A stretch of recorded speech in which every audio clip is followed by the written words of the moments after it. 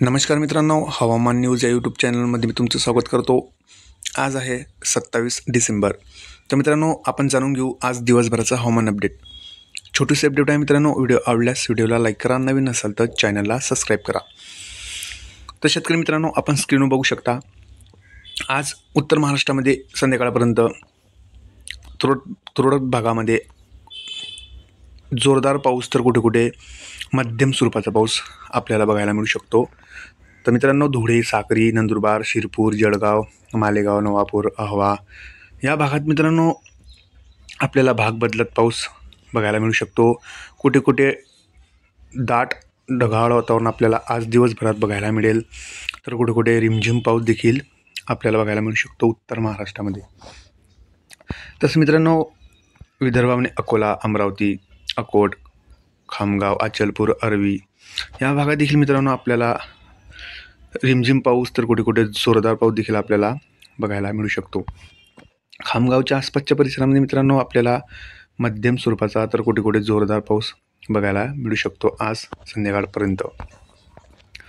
मित्रांनो, नागपूरच्या आसपासच्या परिसरामध्ये नागपूर, यवतमाळ या भागात देखील आपल्याला हलक्या सरी बघायला मिळू शकतात, तर कुठे कुठे ढगाळ वातावरण आपल्याला बघायला मिळू शकते आज संध्याकाळपर्यंत। आज मित्रांनो महाराष्ट्रामध्ये मोठा बदल झालेला आपल्याला दिसत आहे वातावरणामध्ये।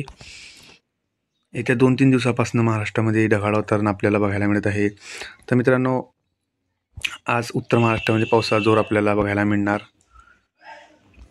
तसं मित्रांनो, श्री छत्रपती संभाजीनगरच्या उत्तरी भागामध्ये आपल्याला ढगाळ वातावरण बघायला मिळेल, तर कुठे कुठे रिमझिम पाऊस देखील आपल्याला बघायला मिळू शकतो। कन्नड, सिल्लोड, जालना या भागातील मित्रांनो आपल्याला हलका पाऊस तर कुठे कुठे रिमझिम पाऊस देखील बघायला मिळेल।